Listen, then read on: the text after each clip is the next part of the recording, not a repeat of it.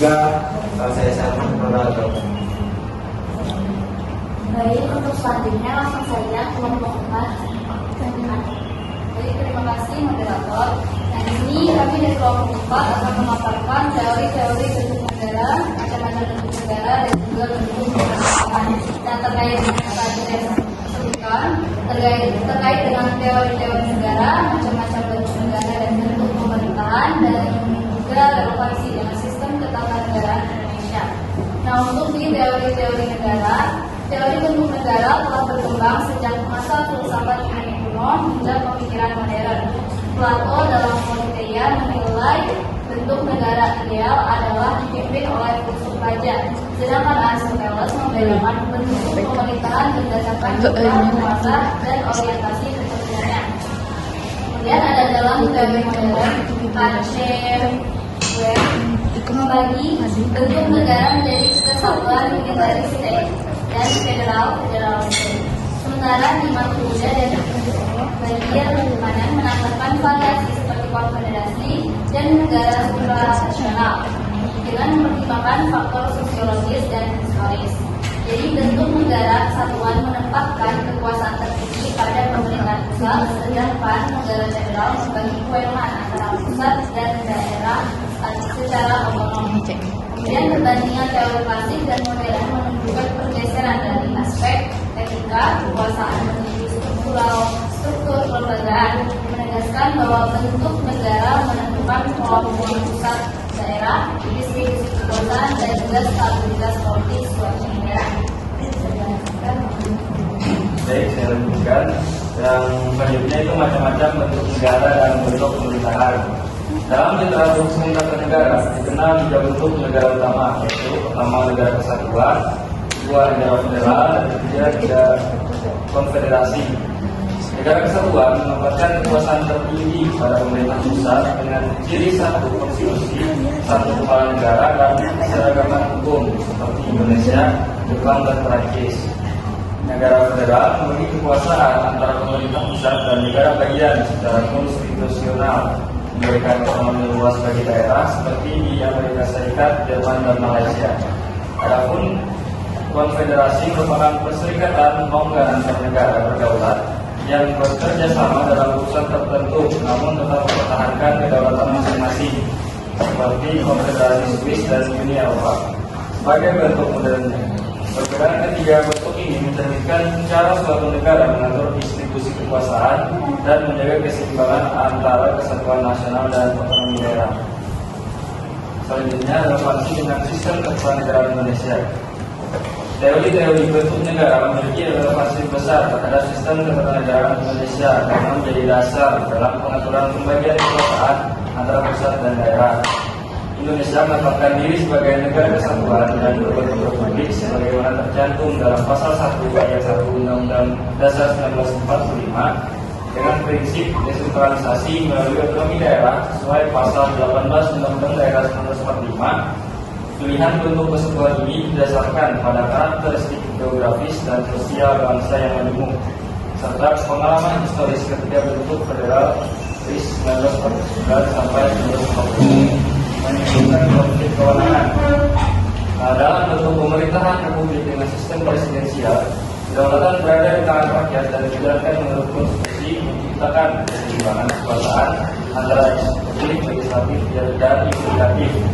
Beberapa teori bentuk negara dan pemerintahan ini menjadikan sistem ketatanegaraan Indonesia itu bersifat demokratis, sentralistik, dan konstitusional, sekaligus menjaga keutuhan NKRI dan menjaminkan nilai-nilai Pancasila. Dan penyampaian dari kami, saya berikan ke moderator. Baik, kemudian bukan materi dari kelompok 3 dan 4, selanjutnya kita akan membuka sesi tanya jawab kepada penonton utama dari kelompok 3, yaitu kelompok 5, dan penonton utama dari kelompok 4, yaitu kelompok 6. Silakan. Jadi moderator.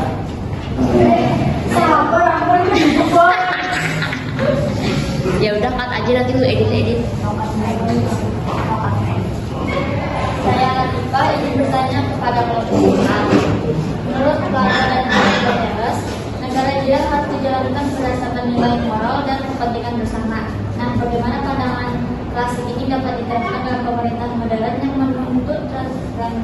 transparansi, akuntabilitas, dan keadilan.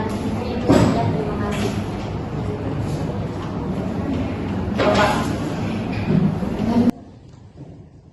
Izin bertanya pada kelompok 4.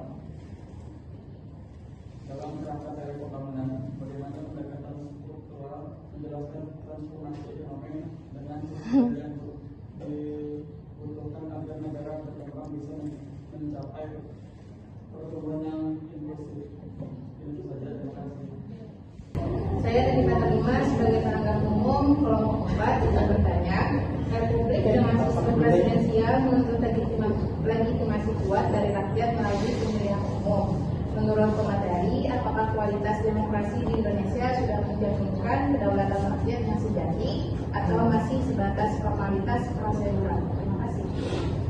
Izin moderator, saya Siti Nurhaliza dari kelompok 9 untuk penanggap umum kelompok 4. Pertanyaannya, kalau pemateri jelaskan bagaimana penerapan asas desentralisasi dalam negara kesatuan seperti Indonesia mampu menyeimbangkan antara kepentingan nasional dan otonomi daerah, serta apa tantangan utama yang sudah menjaga stabilitas politik dan kesatuan nasional dengan keragaman sosial, budaya, dan geografis bangsa Indonesia. Itu saja. Terima kasih. Apakah kualitas demokrasi di Indonesia itu sudah mencerminkan kedaulatan rakyat yang sejati atau masih sebatas formalitas prosedural?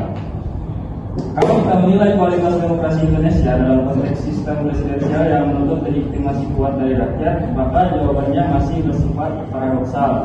Kenapa? Karena secara prosedural Indonesia itu telah memiliki unsur demokrasi, yaitu ada pemilihan umum yang rutin, kebebasan berpendapat itu relatif terjamin, serta adanya pembagian kekuasaan antara eksekutif, legislatif, dan yudikatif. Namun secara substansial demokrasi kita itu belum sepenuhnya mencerminkan kedaulatan rakyat yang sejati, karena ada faktor-faktor seperti money politik, oligarki partai, dan juga minimnya pendidikan politik masyarakat, dan juga lemahnya penegakan hukum. Itu masih membuat demokrasi Indonesia itu cenderung bersifat elitis dan formalistik. Rakyat itu memang ikut memilih, tetapi ruang partisipasi mereka dalam menentukan arah kebijakan publik itu masih terbatas. Dengan kata lain, kedaulatan rakyat masih berhenti pada bilik suara, belum menjadi kekuatan nyata dalam proses pengambilan keputusan negara. Jadi meskipun Indonesia telah mencapai kemajuan dalam hal demokrasi prosedural, tantangan utama itu terletak pada memperkuat demokrasi substansial, di mana suara rakyat itu benar-benar menjadi dasar dari setiap kebijakan dan kepemimpinan nasional. Terima kasih, Pak. Izin moderator menjawab pertanyaan dari Siti Nurhaliza. Pertanyaannya tadi, bagaimana penerapan asas desentralisasi dalam negara kesatuan seperti Indonesia mampu menyeimbangkan antara kepentingan nasional dan otonomi daerah, serta apa tantangan utama yang muncul dalam menjaga stabilitas politik dan kesatuan nasional di tengah keragaman sosial, budaya, dan geografis bangsa Indonesia. Nah, untuk penerapan asas desentralisasi di Indonesia itu dilakukan melalui pemberian otonomi daerah, karena kewenangan bagi daerah untuk mengatur dan mengurus urusan pemerintahnya sendiri sesuai dengan kebutuhan dan potensi masing-masing. Jadi tujuannya agar pembangunan dan pelayanan publik itu lebih efektif karena daerah lebih memahami kondisi di masyarakatnya. Namun untuk di sisi lain, pemerintah pusat itu tetap berperan menjaga kepentingan nasional agar kebijakan di daerah tetap sejalan dengan tujuan negara secara keseluruhan. Jadi dengan cara ini terciptalah keseimbangan antara kepentingan nasional dan juga otonomi daerah. Jadi kalau untuk tantangannya, bagaimana menjaga agar otonomi tidak menimbulkan kesenjangan antar daerah, penyalahgunaan wewenang, atau munculnya sikap kedaerahan yang berlebihan. Jadi selain itu, keragaman sosial, budaya, dan geografis itu sering memunculkan perbedaan kepentingan yang bisa mengganggu stabilitas politik. Jadi karena itu, koordinasi yang baik antara pusat dan juga daerah serta komitmen terhadap persatuan bangsa menjadi kunci untuk menjaga stabilitas dan kesatuan nasional. Sekarang saya lanjut ke pertanyaan Muhammad Reddy. Ya, tadi pertanyaannya dalam kerangka teori pembangunan, bagaimana pendekatan struktural menjelaskan transformasi ekonomi dan sosial yang dibutuhkan dilakukan agar negara berkembang bisa mencapai pertumbuhan yang inklusif. Jadi kalau dalam teori pembangunan itu pendekatan struktural menjelaskan bahwa pertumbuhan ekonomi dan sosial yang inklusif itu bisa dicapai jika ada perubahan mendasar dalam struktur ekonomi dan sosial suatu negara, yang mana artinya negara berkembang itu tidak cukup hanya meningkatkan produksi, tapi juga harus memperbaiki sistem yang menyebabkan ketimpangan.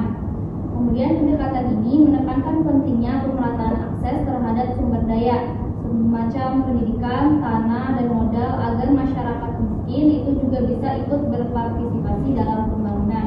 Nah, untuk selain itu diperlukan peran aktif pemerintah dalam mengatur pasar, memperkuat sektor industri, dan menciptakan lapangan kerja yang merata di berbagai wilayah. Dengan begitu, transformasi ekonomi dan sosial itu bisa berjalan seimbang, tidak hanya mendorong pertumbuhan angka ekonomi, tapi juga memastikan hasil pembangunan yang dirasakan oleh seluruh lapisan masyarakat. Bagaimana penanya? Apakah sudah dipahami? Pimpinan Falsabila dari Muhammad Reni. Sesi tanya jawab dan pemaparan materi dari kelompok 3 dan kelompok 4. Kesimpulan yang saya dapat dari penjelasan materi yaitu bisa kita lihat kalau ilmu negara pada dasarnya membahas fondasi utama dari keberadaan dan bentuk suatu negara. Dari kelompok 3 menjelaskan tentang tujuan negara, yaitu arah dan alasan mengapa negara dibentuk, mulai dari pandangan para filsuf klasik seperti Plato dan Aristoteles sampai teori-teori modern tentang kekuasaan dan kesejahteraan rakyat. Intinya, negara ideal adalah yang mampu menegakkan keadilan, menjaga ketertiban, dan menyejahterakan rakyatnya. Sementara dari kelompok 4 membahas tentang teori bentuk negara dan pemerintahan yang menjelaskan bagaimana kekuasaan diatur dan dijalankan. Mereka menunjukkan bahwa bentuk negara seperti kesatuan atau federal dan bentuk pemerintahan seperti republik atau monarki sangat berpengaruh terhadap stabilitas dan efektivitas sistem politik. Dalam konteks Indonesia, bentuk negara kesatuan dan pemerintahan republik presidensial dipilih karena paling sesuai dengan kondisi masyarakat yang majemuk dan luas wilayah yang besar. Kalau disimpulkan secara umum, kedua makalah saling melengkapi. Tujuan negara menjadi arah yang hendak dicapai, sedangkan bentuk negara dan pemerintahan menjadi wadah dan sistem untuk mewujudkan tujuan itu. Baik, mungkin itu saja dulu kesimpulan yang saya tangkap dari kedua pemaparan tadi. Untuk menutup sesi presentasi hari ini, mari kita bersama mengucapkan nafas hamdalah. Saya tutup presentasi kita pada siang hari ini. Assalamualaikum warahmatullahi wabarakatuh. Dah.